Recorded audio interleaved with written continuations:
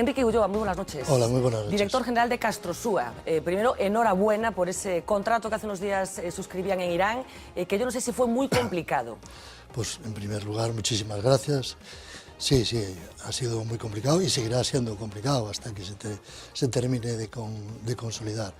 Es un proyecto en el que llevamos trabajando pues, aproximadamente un año, siempre evidentemente supeditado al levantamiento de embargo por parte de las potencias europeas y americanas, y pasito a pasito hemos ido construyendo un proyecto en el cual nuestra Dirección Comercial Internacional pues, le ha dedicado un esfuerzo extraordinario y por fin, al final, hemos conseguido que se plasmara en un proyecto sustancioso para nosotros e interesante para el cliente. Bueno, este es el último episodio de éxito de una empresa fundada en los años 40, a finales de los años 40 en Ocar, Valliño. Vamos a recordar un poco la historia de Castrosua, por si hay alguien que piense que es una empresa nueva, que acaba de aparecer firmando contratos con Irán. Una larga historia que, como decía, vamos a resumir ya en este vídeo. De fabricar carrocerías de madera en un taller do Carballiño a vender autocares en Oriente Medio, Castrosua nació en 1948. Capaz de crecer en plena posguerra, también ha sido capaz de hacerlo en época de crisis. El grupo gallego firmó hace escasos días un contrato por el que suministrará a Irán 300 autobuses a lo largo de los próximos 3 años. Este acuerdo con el país persa, que experimenta una reactivación en sus inversiones tras 3 años de bloqueo por parte de Estados Unidos y la Unión Europea, se ha cerrado por un importe que supera los 50 millones de euros. Pero detrás de este pacto hay una larga planificación. Castrosua decidió apostar fuerte por este mercado, lo que le ha llevado a adaptar sus vehículos a los estándares del país asiático. Este movimiento ha situado al grupo gallego en una situación de ventaja para arrancar la fabricación y la distribución en un tiempo récord, algo que en cierto modo facilitó el cierre de la venta. En estos momentos la compañía cuenta con una plantilla formada por más de 350 trabajadores, dispone de unas instalaciones de 90.000 metros cuadrados que se distribuyen entre las plantas de producción de Santiago y Vila García de Arousa. En esta última acaban de realizar una inversión de 1 millón de euros, con lo que buscan especializar aún más su sistema productivo. Además, entre este año y 2016 prevé vender 15 unidades de su modelo híbrido Tempus, que comercializan bajo la firma Vectia. El pasado año Castrosua fabricó un total de 300 autobuses, de los que 100 tuvieron por destino Lituania. Y es que la internacionalización ha permitido al grupo crecer en 2014 un 50%, hasta facturar 52,7 millones de euros, superando en un 31% sus previsiones más optimistas.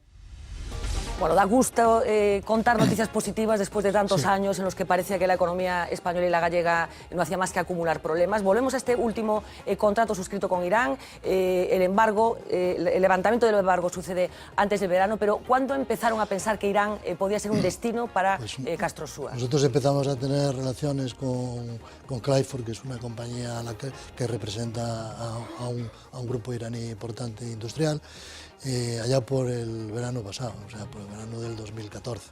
Empezamos con conversaciones de acercamiento de posiciones, qué tipo de productos querían, qué es lo que nosotros podíamos ofrecerles, etcétera, etcétera. Y al final fuimos enfocando el problema, fuimos enfocando el proyecto, hasta el punto de que, bueno, conseguimos que las posiciones estuvieran muy próximas en lo que ellos necesitaban. Irán es un país productor de gas y por lo tanto lo que demandaban eran vehículos de gas. Nosotros, afortunadamente, que somos una empresa con una estrategia muy de nicho y muy de personalización, teníamos desarrollado y tenemos desarrollado esos formatos de combustible y por lo tanto pudimos darles una oferta y una propuesta a lo que ellos necesitaban. Sí. Supongo que Irán en estos momentos, como consecuencia de ese embargo de tanto tiempo, un embargo tan sólido, digamos, bueno, pues está en la situación en la que está. En la parte del sector que corresponde a Castrosua, ¿cómo están en estos momentos los autobuses que circulan por Teherán, por ejemplo? Bueno, pues los autobuses están muy viejos, la verdad es que están muy consumidos. Irán es un país bastante europeizado, es un país que tiene una industria y tiene un potencial económico importante. Aparte, se le conoce solo por sus capacidades de producción de petróleo, pero tiene una industria muy desarrollada. Industria que lamentablemente se vino abajo con el tema del embargo. Por lo tanto, en el sector nuestro los autobuses están muy deteriorados. En vista del embargo que tenía con América y Europa, han ido por la vía china, comprar un producto chino no les resultó satisfactorio y por lo tanto en este momento tienen mucha necesidad de producto. Tienen buenos operadores carroceros, tienen buena industria carrocera, pero que está achatarrada por no disponibilidad de materias primas. Y por no supongo que llegar en este momento tan prematuro, tan de principio de una nueva etapa en Irán, coloca a Castrosua en una posición de privilegio también de cara al futuro, ¿no? Hombre, nuestro objetivo era ser los primeros en llegar, cuando legalmente se pudiera llegar. Porque homologar un producto no lleva 2 días, homologar una serie de productos no lleva 2 días.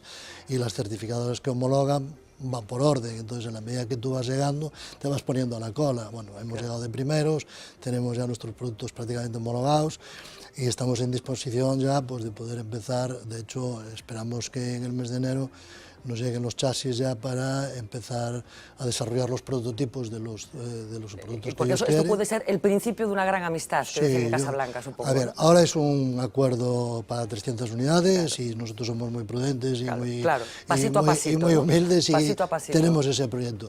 Pero es un proyecto de larga duración si lo hacemos bien.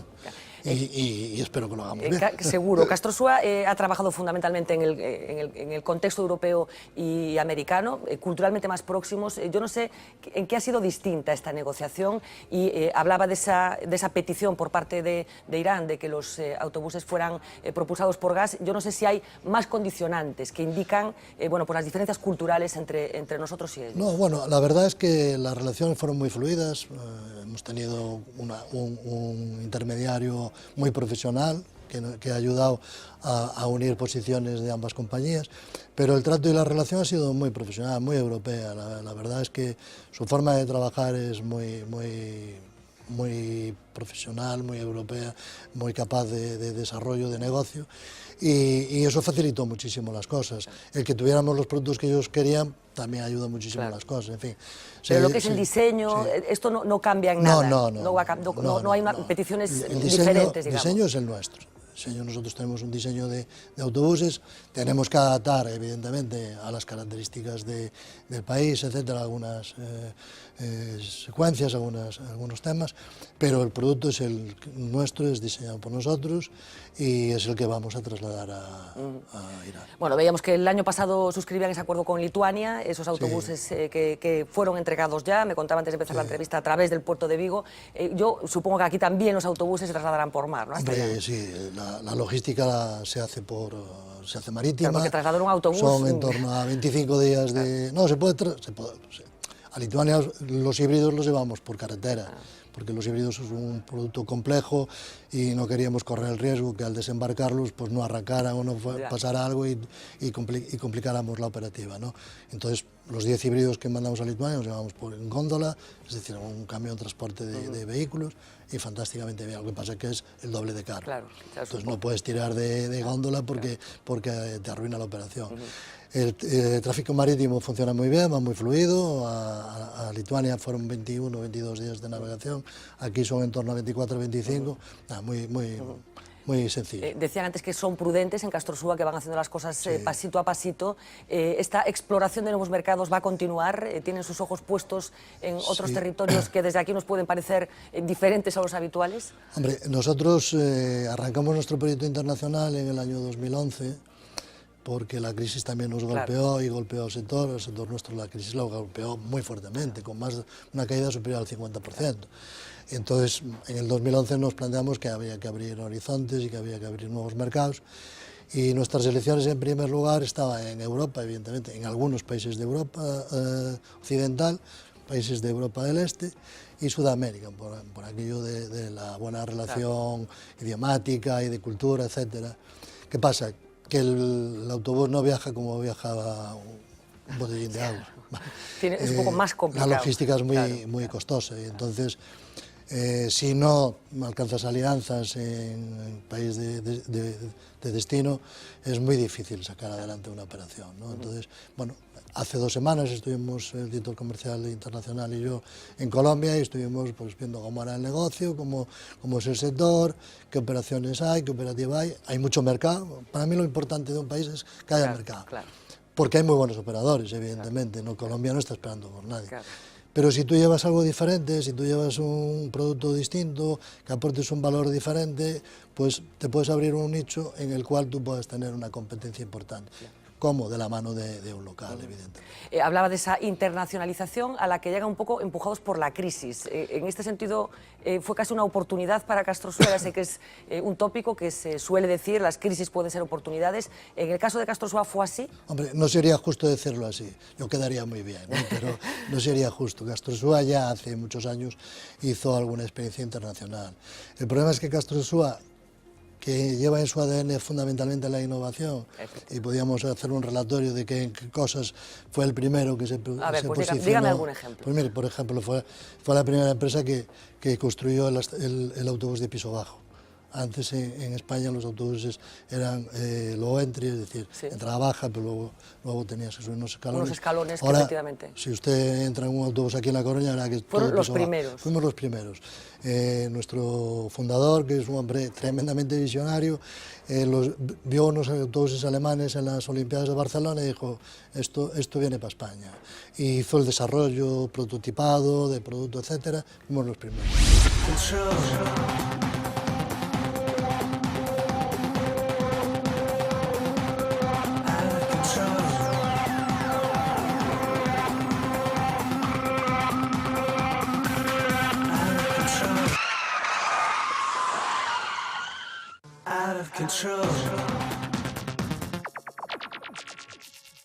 Nuestra intención en este momento, a estas horas del programa, es hablar de un asunto que ayer tenía lugar en el Parlamento. Se debatía precisamente por iniciativa del Bloque Nacionalista Galego.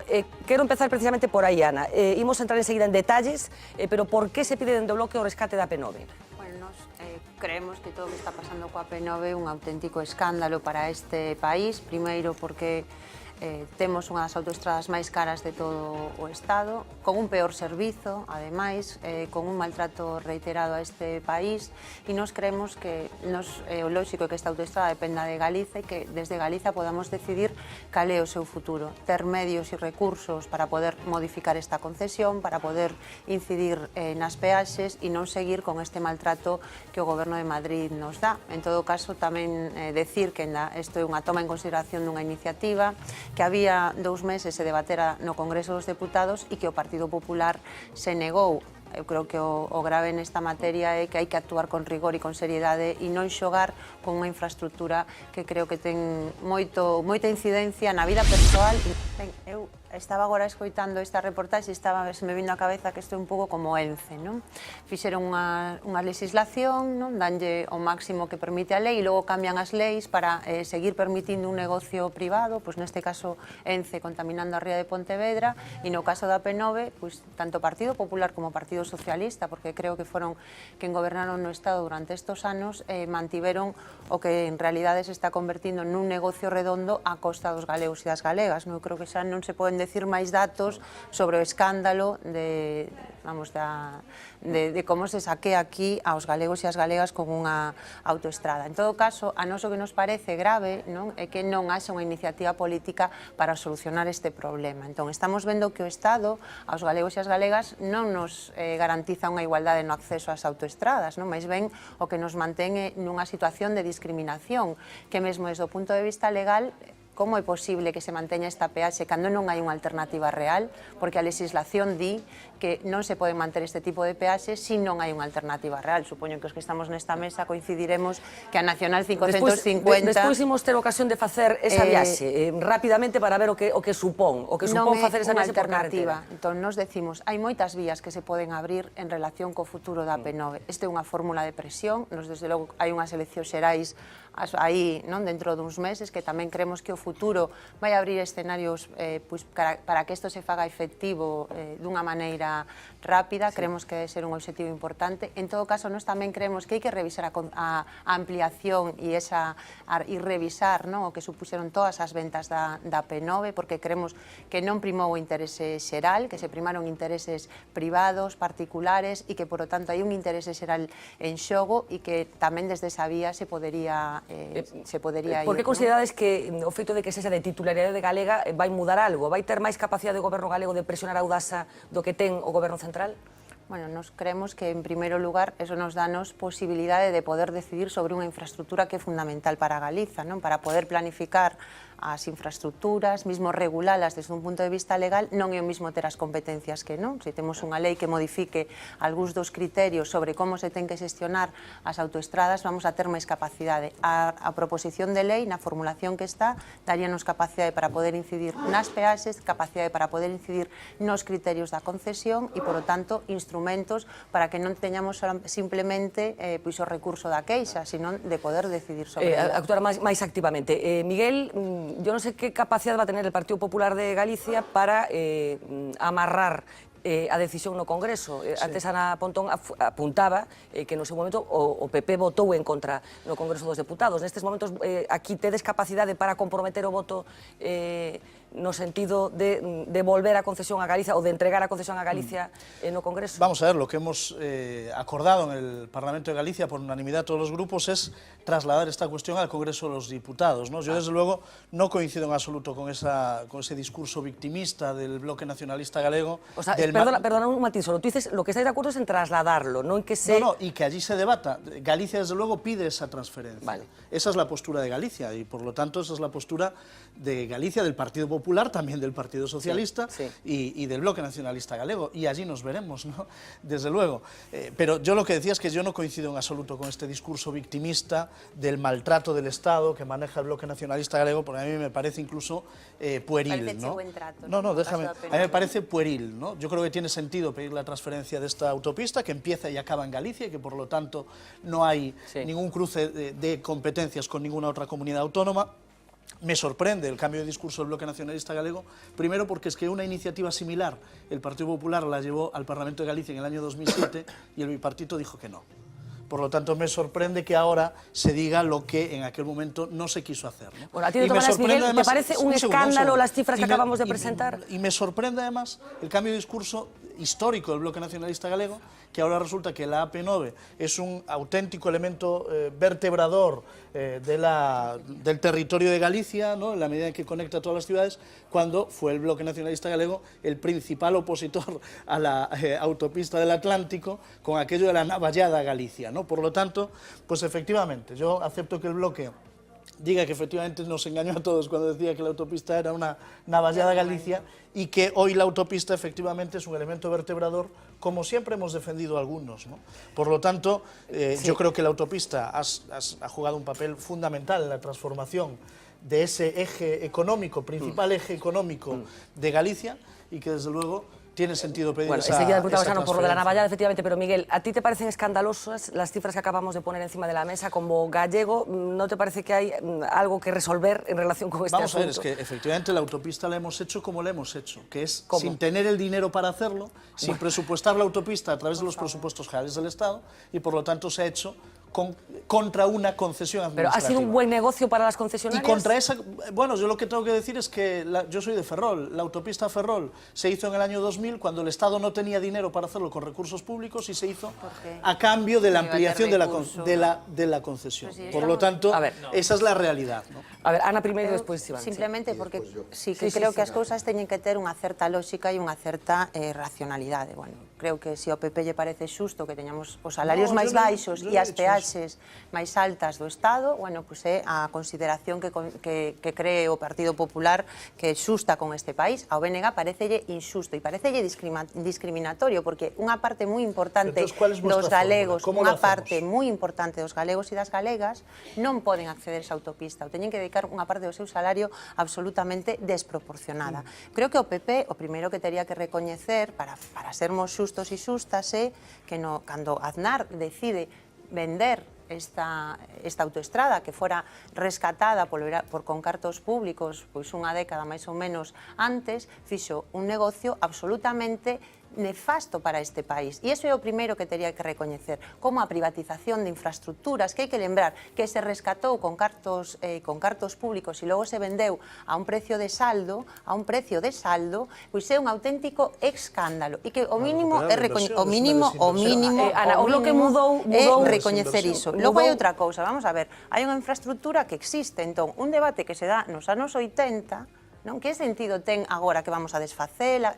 Eu creo que é intentar levar un debate, vamos, agora xa non falamos do bipartito, falamos de hai 30 anos. Pero yo lo que digo es que la constante de ese discurso es el maltrato a Galicia. No, pero Antes que hai un maltrato, era la navallada y ahora el maltrato es que la concesión dura hasta el año 48. Quero decir, efectivamente, pues nos creemos gracias que a esas concesiones hoy podemos contar con esta autopista. Eso é mentira. Nos poderíamos ter esa autopista sin necesidade de ter estas concesións. Como que non? Eso é un negocio absolutamente, vamos, beneficioso para a concesionaria e ruinoso para o noso país, porque eu quero decir que nos datos que dá o propio Ministerio vemos como unha parte do que está invertindo esta concesionaria está recibindo axudas públicas. Eso está aí publicado. A ver, os escucho, pero Carlos Punzón para reducir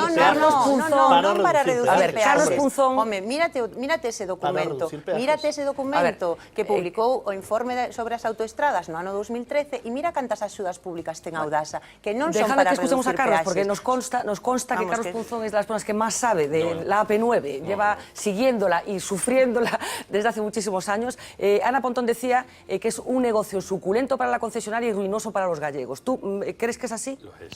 Lo es desde un punto de vista. Las cuentas del Ministerio de Fomento, del informe que tú citas, dice que está ahora mismo, con las nuevas, el balance del primer semestre, está amortizada en un 26%. ¿Qué dice Audasa? ¿Por qué está tan baja o amortizada? Porque ha cambiado de manos 4 veces.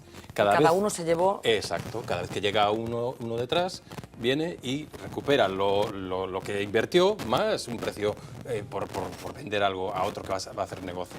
Los actuales propietarios, que es un fondo de pensiones de Kansas, están encantados de que yo, lo estaba calculando ahora, cuando tenga 82 años, espero ese día poder coger el coche y cruzar la autopista sin pagarlo. Porque lo realmente, yo creo que escandaloso de esta situación, yo tengo aquí un gráfico de Fomento que no se va a ver, pero para que lo veáis vosotros por lo menos, las dos últimas barritas son autopistas gallegas. Y en esta, de esta generación, son la generación de los años 70. Pues bien, en el 2018 vence la autopista de Burgos-Armiñón, que fue construida en el 79, como la nuestra. En el 2019 vence la Sevilla-Cádiz, que fue construida y acabada en el 72.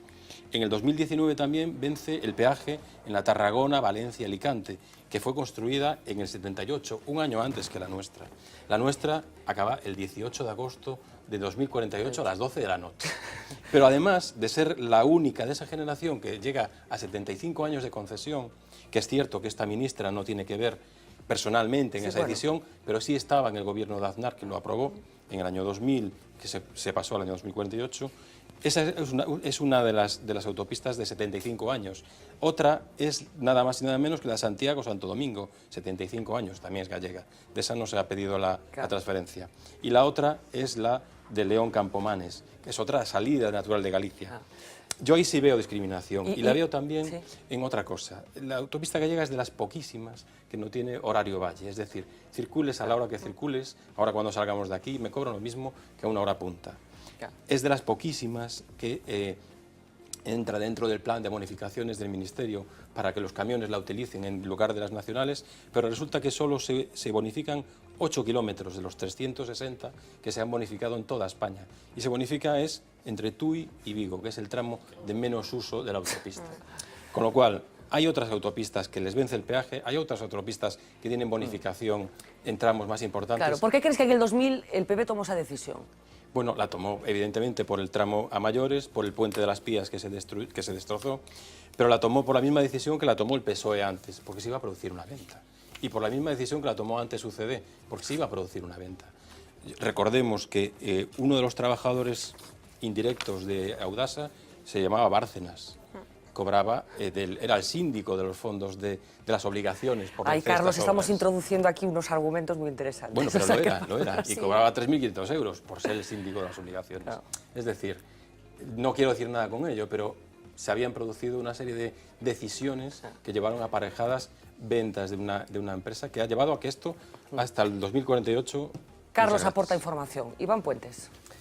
Bueno, efectivamente, eu creo que primeiro, sobre a decisión de transferir ou non a Galicia. Non creo que o feito de que a autoestrada fose de competencia estatal hasta o día de hoxe teña sido peor para Galicia, non? Porque ao final Galicia estivo gobernada polo Partido Popular durante estes anos, membros do Partido Popular de Galicia foron cómplices desta situación na que está a autoestrada a día de hoxe e incluso, bueno, partícipes en moitas ocasións delo. Por lo tanto, non creo que tivese variado moito. Sí que creo que é interesante que de cara ao futuro, ese 2048, no que creo que todos votamos as contas de cantos anos teríamos nese momento para cumplir ese soño de non pagar peaxes, nese momento sí estean mans galegas no sentido de, bueno, de poder unha vía que é fundamental, que é a principal vía de comunicación de tráfico fundamentalmente autonómico, poder xestionala desde aquí, non? En todo caso, eu creo tamén, e, en fin, Ana falaba do PSOE, do PP, non?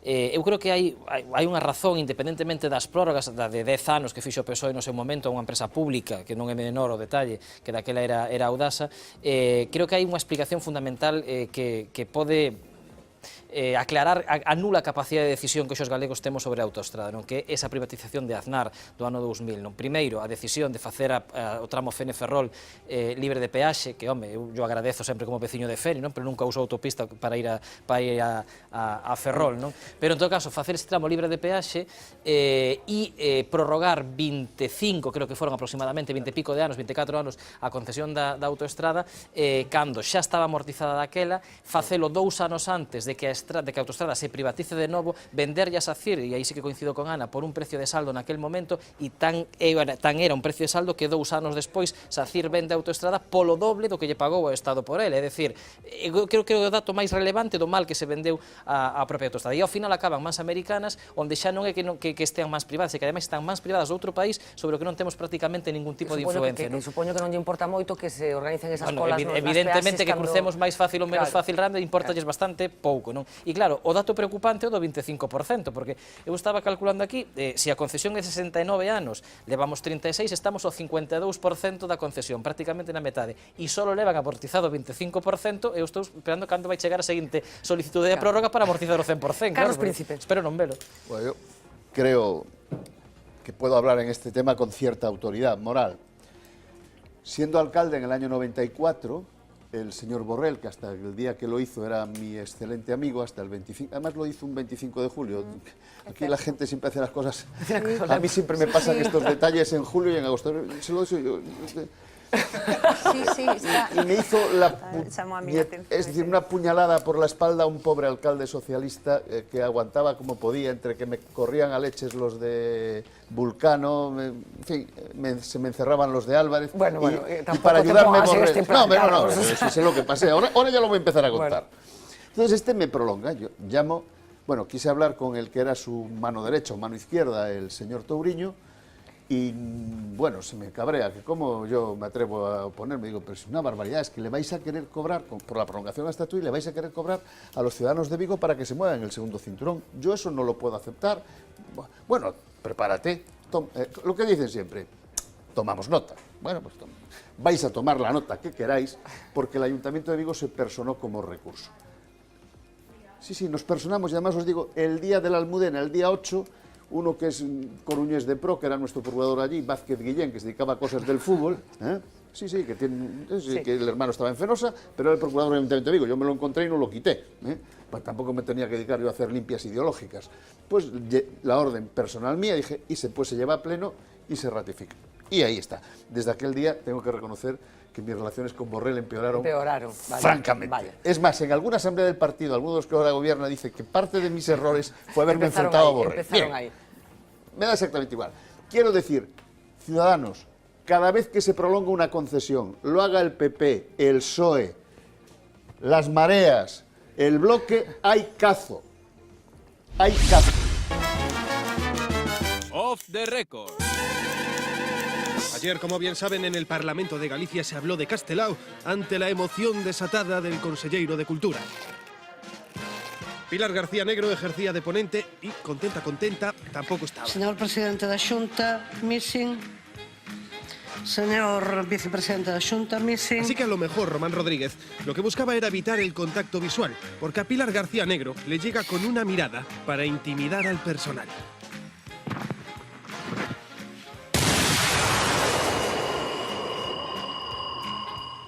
En el palco de invitados, un histórico como Paco Rodríguez. Y desde aquí queremos hacerle un reconocimiento por su valentía a nuestros compañeros camarógrafos, que aquí en Vía V ya sabemos cómo se las gasta el hombre.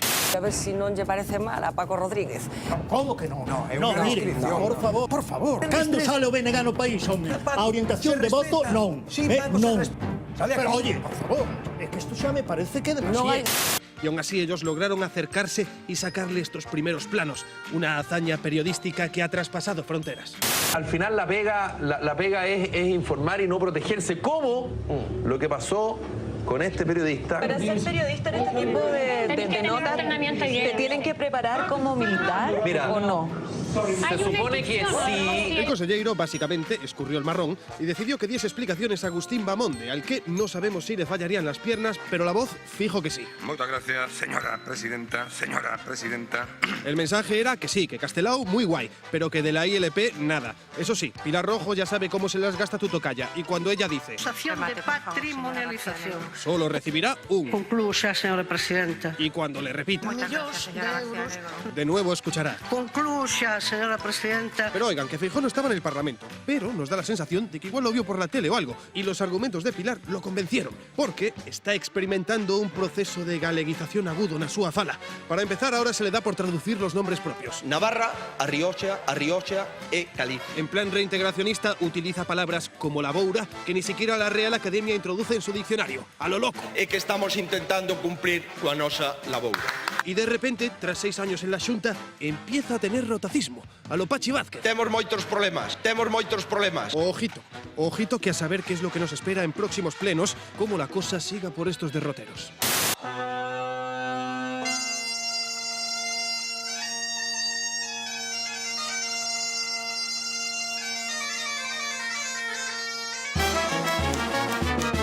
Off the record.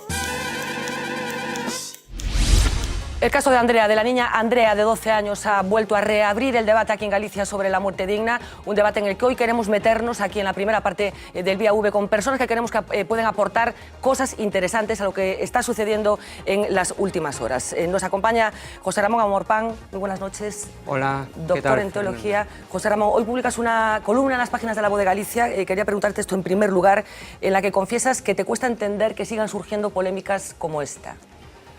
Pues sí, sinceramente, porque acabamos de aprobar, por ejemplo, en nuestra comunidad autónoma una ley de garantías de los derechos de las personas en situación terminal, que yo no creo que hiciera falta, pero la hemos promulgado y que deja suficientemente claro todos los principios y todos los conceptos que están en juego en el caso de Andrea.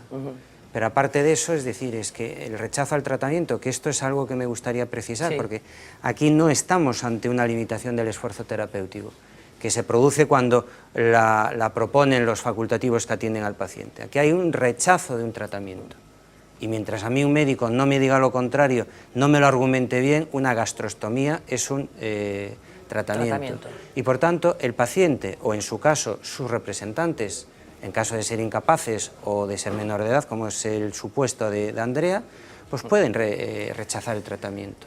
También el tratamiento de la alimentación y de la hidratación que en este artificial. caso sería tratamiento la alimentación. Sí, pero es que además lo reconoce explícitamente la Ley 5/2015. Bueno, vamos a hablar de esa ley, que por cierto se aprobó por unanimidad en el Parlamento de Galicia, como hemos recordado en las últimas horas. Lo vamos a hacer también con Fernando Márquez. Muy buenas noches. Hola, buenas presidente noches. de la Comisión Deontológica del Colegio de Médicos de A Coruña. ¿Tiene la misma sorpresa, comparte la sorpresa con Amorpán?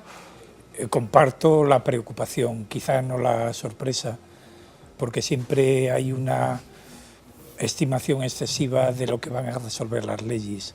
Las leyes han de aplicarse y la vida y la complejidad de la vida es mucho más rica que lo que puede prever un texto legal y por tanto, y los tribunales existen por ello, tiene siempre un recurso de interpretación del caso concreto y ese es el que nos plantea dificultades. En cierto modo, como en medicina se dice, no hay enfermedades sino enfermos. Hablaremos de esto porque hay quien dice, bueno, ¿para qué tenemos las leyes? Y después con cada caso tenemos que recurrir a un juzgado para que nos aclare si hay que aplicar la ley o no. Porque creo que ustedes desde el Colegio de Médicos se han propuesto incluso como árbitros, desarrollar un sistema de arbitraje en relación con este asunto. Eso tengo que asumir la responsabilidad de la propuesta, bueno, pues, porque no ha sido tomada en el colectivo colegiadamente. Bueno, en cualquier caso después la comentaremos. Adela Dumitru, muy buenas noches. Nos interesa también tu opinión sobre este aspecto y yo no sé en qué punto estás de la sorpresa porque estos debates se sigan produciendo o de la prudencia que nos manifestaba Fernando Márquez. No, a mí no me sorprende que estos debates se produzcan simplemente por el hecho de que son temas muy espinosos y que dividen mucho la sociedad, ¿no? Este tema de la eutanasia, todo lo que se ha hablado estos días, no estamos hablando de eutanasia, lo sé, pero se ha hablado mucho estos días.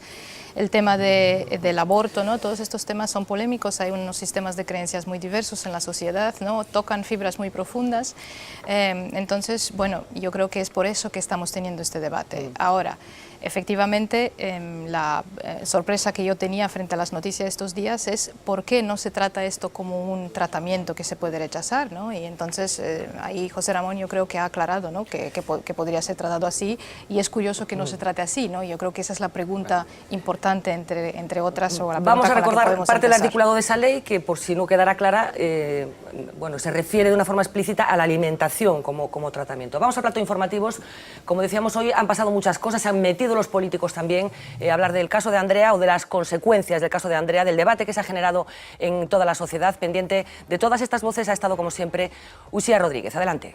¿Qué tal? Muy buenas noches. Pues efectivamente Andrea se ha convertido en la protagonista de las últimas horas y su caso ha vuelto a abrir el debate sobre la muerte digna, una muerte digna que reclaman los padres de la pequeña de 12 años y que avala el Comité Ético del Hospital Clínico de Santiago, pero que choca con el criterio del Servicio de Pediatría del centro. Ahora el CHUS ha pedido que la justicia se pronuncie sobre este caso. Ha recordado que el juez aprobó el plan terapéutico actual de la niña el pasado mes de julio, aunque sin hacer referencia a otro punto clave. El auto también dejaba claro que los médicos deberían tener en cuenta las consideraciones de ese comité ético.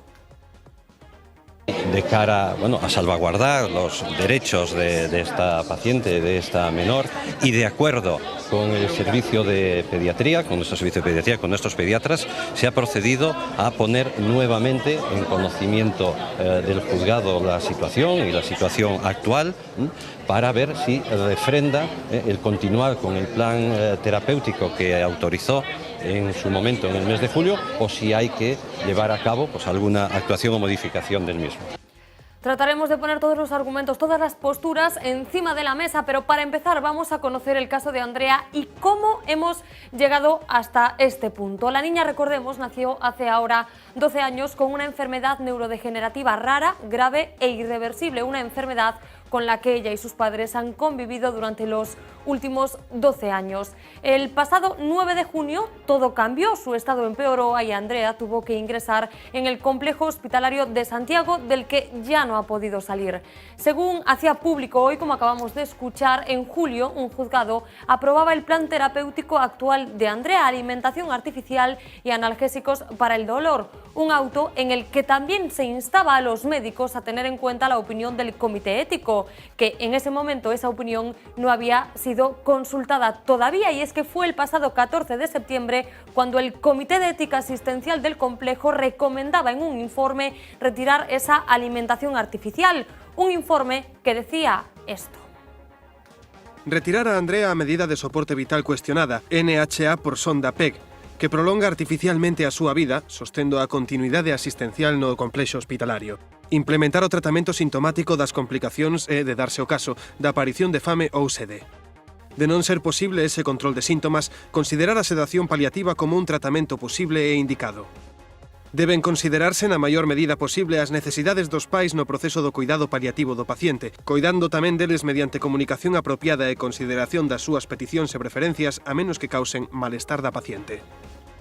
Este informe recordaba también, como acabamos de escuchar, tener en cuenta las peticiones de los padres de Andrea. Ella se encuentra mal, hoy a las 6:30 de la mañana desperté con sus quejidos. No se puede permitir que con la luchadora que fue siempre, que el pago que se le dé ahora en los últimos, semanas o meses de su vida sea que se tenga que marchar de aquí con sufrimiento y con dolor. El caso es que el Servicio de Pediatría no está de acuerdo con el informe del Comité de Ética ni con la posición de los padres. Aseguran que no hay ninguna obstinación terapéutica y que, por el contrario, si se le retirase la gastrostomía, el sufrimiento se agravaría. Recalcan que Andrea no depende de ningún aparato. Ayer, y tras una reunión de más de 4 horas, pediatras y padres no lograron ponerse de acuerdo. Los profesionales que integran el servicio de pediatría de nuestro hospital están llevando a cabo una actuación en la línea que marcan los principios de la buena práctica clínica y de la ética asistencial, en absoluto practicando una obstinación o sobreesfuerzo terapéutico y tratando de dar cumplimiento pues a esa limitación del esfuerzo terapéutico que solicita la familia. El caso de Andrea ha provocado también un verdadero terremoto político y el presidente de la Xunta ha salido en defensa de la postura del hospital. Feijóo lo deja todo también en manos de la justicia. O que está facendo o hospital neste momento é o que lle mandou a Xustiza no mes de xullo mediante un acto xudicial. Todo o que se está facendo é o que a Xustiza indicou. Agora hai unha nova lei, entra en vigor no mes de agosto, a familia plantexa unha proposta ante as dúbidas de si estamos ou non estamos nos parámetros que a lei indica. Volvimos a solicitar esta mañá ao xulgado que nos diga cal é a conducta que debemos de seguir, toda vez que aquí se está falando do ben superior que ten unha persona que é a vida, e en consecuencia lle corresponde á xustiza que nos diga na menor prazo posible que é o que o hospital ten que facer para cumprir a lei. Xavier Vence, moi boa noite. Hola, moi boa noite. Portavoz nacional do Bloque Nacionalista Galego, con moita actualidade hoxe en relación co que está acontecendo neste país, na política deste país. Última hora, acabamos de coñecer que hoxe mantiveron un encontro vostede mesmo con Xosé Manuel Beiras. Para qué? Si se pode preguntar. Bueno, pues foi un encontro privado e particular para falar de como vemos a situación cada un dos dous. Era un encontro que levaba pendiente xa bastante tempo, desde antes do verán. Por lo tanto, foi un encontro que espero que sirva para que entendamos mellor en que estrategia está cada un, non? E pola parte que lle corresponde a vostede, entende mellor a estrategia na que está Beiras? Pois se hei de ser sincero, non de forma moi clara. A verdade é que espero que a aposta pola que algúns estamos neste momento, que é construir unha grande candidatura galega de unidade, sexa finalmente a aposta pola que aposte tamén Beiras, valga a redundancia. Pero neste momento a verdade é que non o teño moi claro. De feito, mañán presentan un acordo político con Podemos e con Esquerda Unida, nun marco e nun contexto no que parece que define un proxecto de candidatura, ou polo menos así parece que o anuncian. Nós, desde logo, esperábamos que pudera haber aínda un espacio para o encontro, para poder, de algún xeito, sumar esforzos nesa candidatura galega de unidade. Non dou por feito que eso mañá quede cerrado, pero, desde logo, pois dá a impresión de que está bastante avanzado esa outra proposta. Por que cree que Beiras está nesta tesitura actual, tendo en conta máis que ten xa 79 anos, que non é un neno? Por que cree que chegou aquí? Pois non sei, eso sí que non o sei, eso terás que preguntarlle a él, pero o mellor algo aclarou nese encontro. Non, porque tampouco non era iso, eu o que formuleille, pois cal era o proxecto no que está embarcado neste momento o BNG, que estamos desde as eleccións municipais para cá apostando claramente por unha candidatura de unidade. Para eso renunciamos ás nosas siglas, para poder facilitar a confluencia de todas as forzas políticas galegas, tamén para poder sumar ao redor desa candidatura a moita xente que non milita en ningunha das organizacións, por lo tanto, facer unha candidatura de amplia base cidadán para ter unha candidatura galega, coa ambición de ter un grupo parlamentar propio, soberano no Congreso, e, polo tanto, expliqueille cal é os pasos que se foron dando e o espacio que desde o noso punto de vista hai aínda para que a Nova e outras forzas políticas se podan incorporar a ese proxecto, non? Non me quedou claro se finalmente vai ser esa aposta final deles ou se van a seguir, digamos, consolidando eso que en principio se albisca, que é esa alianza con Podemos e Esquerda Unida. Bueno, estamos conversando con Xavier Vence, está na mesa continua con Osadina, está tamén Manuel Lago, moi boa noite. Venancio Salcines, moi buenas noches. Julio Sequeros, moi buenas noches. Hola, Fernanda. Decíamos efectivamente que mañá se presenta ese preacordo que en principio parece visibilizar, señor Vence, por onde van as cousas. En algún momento tivo o convencemento de que ese acordo de todos era posible ou sempre sobrou alguén nese preacordo? Por exemplo, Podemos. Bueno, nós formulamos no seu momento unha proposta que era de obxectivos políticos para conformar unha candidatura galega e decidimos que, además de renunciar ás nosas siglas, puderan participar nel todas as forzas políticas, sin ser nacionalistas tamén, que compartisen ese obxectivo, non? Por lo tanto, era posible dentro dese plantexamento que era puderan entrar irrenunciable para o bloque? Pois que fora unha candidatura galega e que fora unha candidatura que vai para ter un grupo parlamentar propio no Congreso dos Diputados que non este supeditado á disciplina de outro grupo parlamentar como poda ser o de Podemos ou de calquer outro, non? Sino que vaya ao Congreso a defender os intereses de Galicia respondendo ao que en Galiza decidamos as forzas políticas e a ciudadanía. E esa segunda parte non estaba garantizada? Non ya garantizaron o bloque? Non sei cal é o proxecto, entendo que o proxecto que ten Podemos, que ven formulando Podemos, é que o que quere consolidar un grupo parlamentar de Podemos potente, mesmo fala de que as súas candidaturas serán candidaturas coa denominación de Podemos de algún xeito. Claro, pero eu supoño que se produciron negociacións a 4 bandas ou non? Non se chegaron a sentar nunha mesa todos? Non, eso nunca se produciu? Non.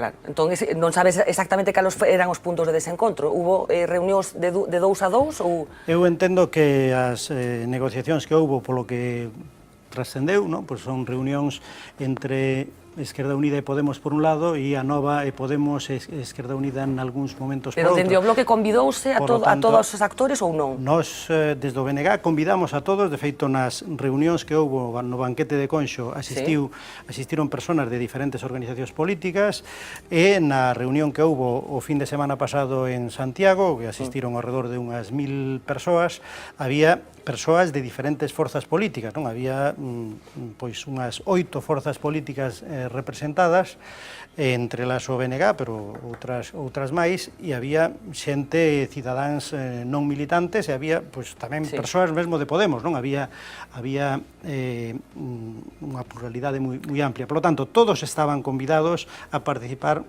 en ese foro, en ese encontro que era para enriquecerse da maior pluralidade posible, non? Coa idea, eso sí, o que tiña na convocatoria de Iniciativa pola Unión, o obxectivo era aqueles que quixeran vir para configurar unha candidatura galega para ter grupo parlamentar propio, esa era a idea guía, non?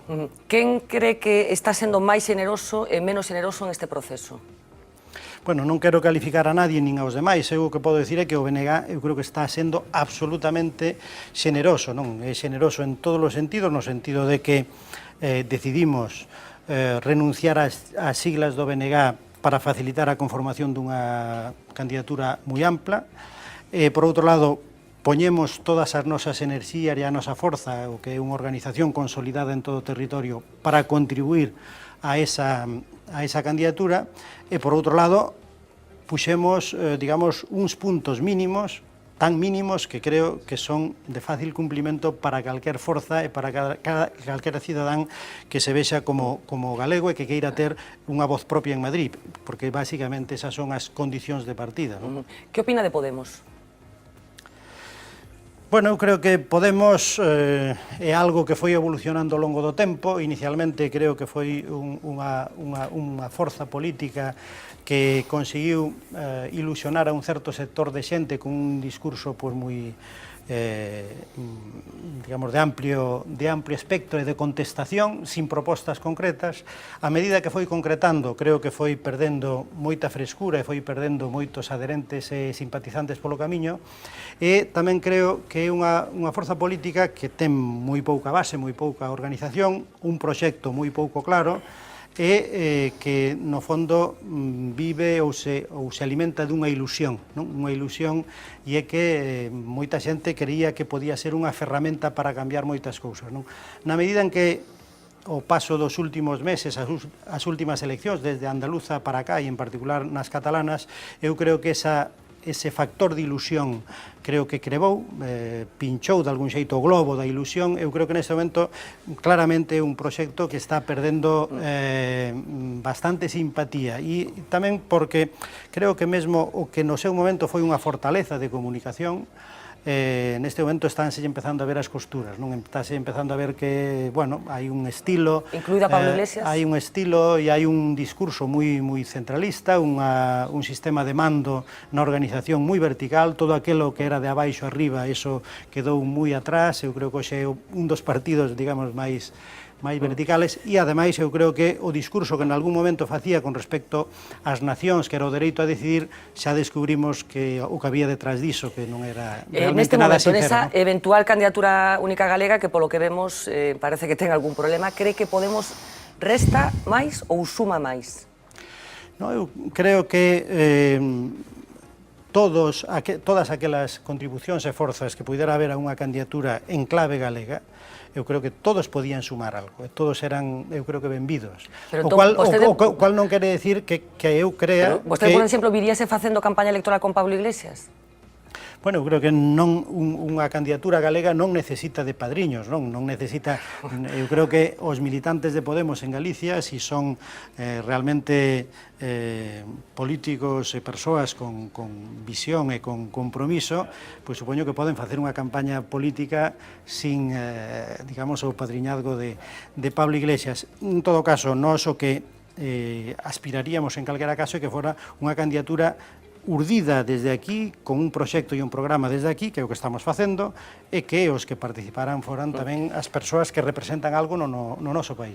Bueno, temos moitos asuntos que compartir con Xavier Vence, pero este é un dos asuntos fundamentais que ten que ver co que está sucedendo nestes momentos no país, así que pido primeira intervención. Vou empezar por Manuel Lago. Eu vou facer unha pregunta difícil ao meu amigo Xavier. As forzas que presentan mañán, parece un acordo, levan traballando xuntas un ano, non?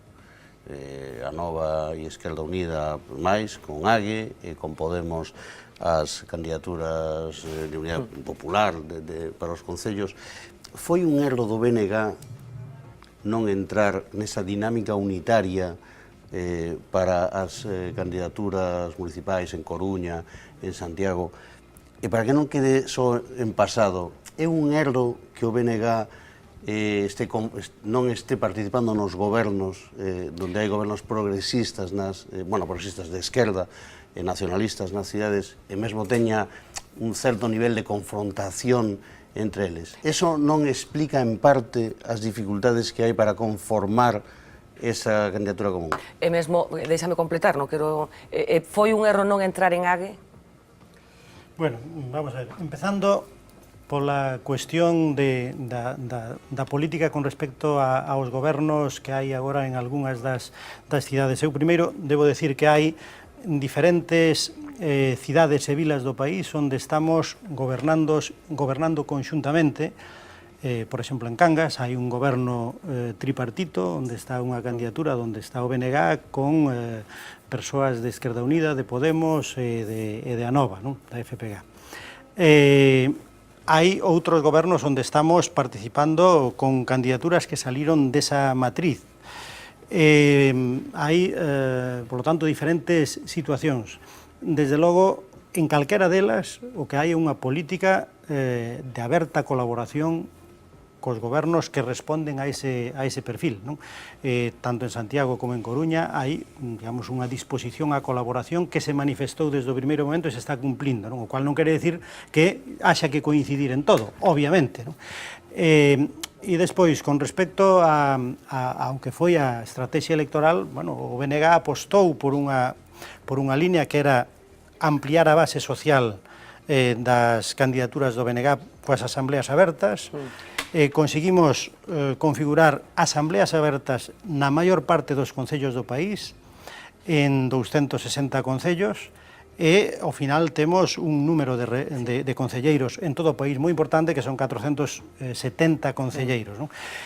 Obviamente, eu creo que o resultado está a vista, e o resultado está a vista no sentido que hai unha representación municipal e un poder municipal. Temos 30 alcaldes, cogobernamos en 45 concellos, que son, digamos, é o resultado do apoio ao BNG.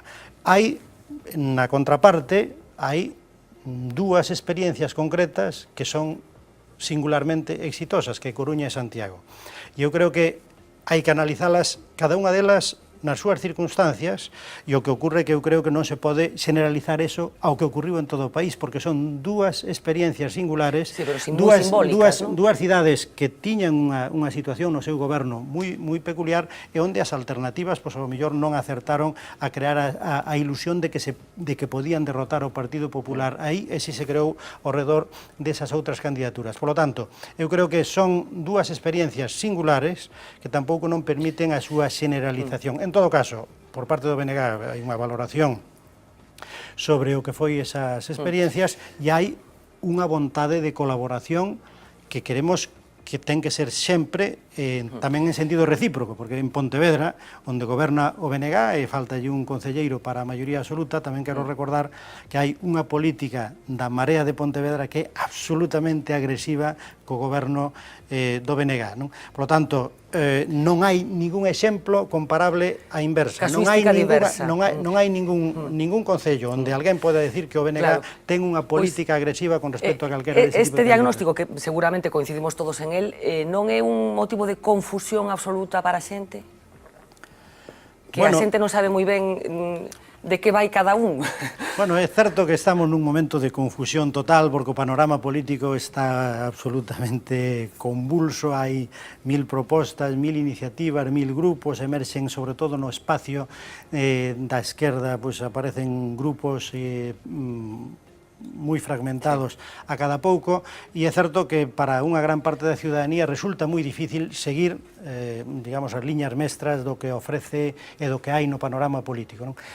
Nós, desde logo, no BNG apostamos porque haxa clareza, porque haxa un proxecto. Nós, cando apostamos agora por unha candidatura galega de unidade, sí que tratamos de perfilala con uns puntos mínimos, pero que sexan moi claros. Non se trata tampouco de sumar por sumar, sino de sumar a todos aqueles que comparten uns obxectivos mínimos. Arrepentiuse o Bloque de non participar no proxecto de AGE?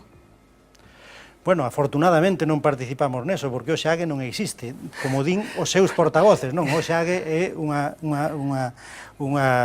espacio absolutamente fracturado, polo que eles mesmos recoñecen, non? Por iso se empezan novas aventuras, non? Por lo tanto, afortunadamente mantivemos un proxecto que ten moitas cousas que mellorar, pero en todo caso é un proxecto cunhas liñas claras e cunha base organizativa en todo o país que obviamente non o ten ninguna das organizacións de AGE. Deixeme rematar esta conversa casi como empezamos. Se tivera que poñerlle un adxetivo o tono do encontro que mantivo hoxe con Xosé Manuel Beiras, cal sería? Cordial, tenso? Sempre cordial. Sempre cordial? Sempre cordial. Nunca houbo tensión entre Beiras e vostede? Pois non. Non.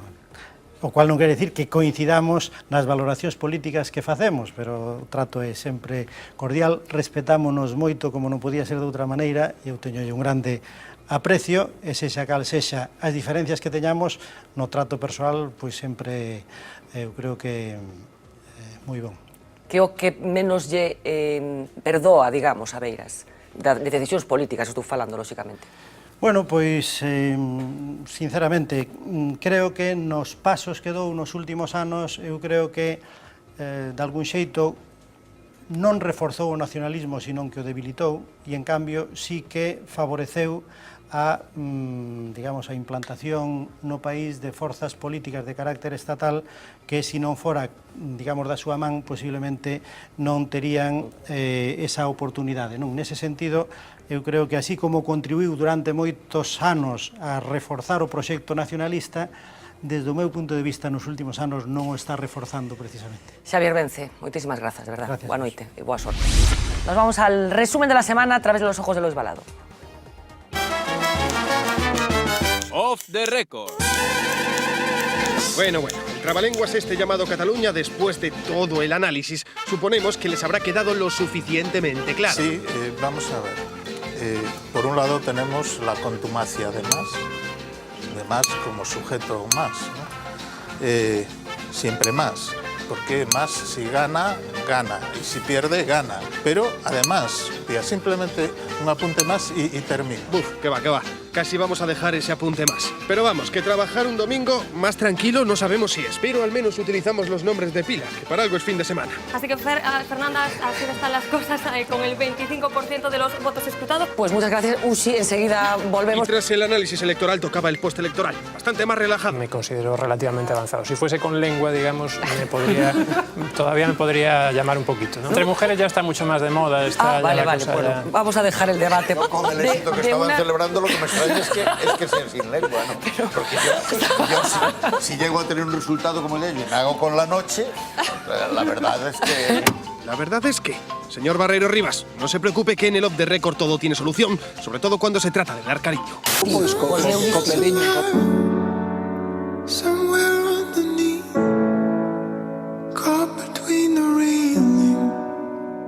Pero bueno, que al César lo que es del César y reconocerles al dúo Blanco Valdés Barreiro Rivas, que cuando están sembrados, están sembrados. ¿En tu época había asesores ya de este tipo? Sí, había. Me pusieron unas gafas sin graduar para que mis ojazos se pudiesen ver en los carteles directamente con ese azul bendito que me dio Dios y que es lo último que conservo de los bárbaros del norte, que es de donde yo provengo.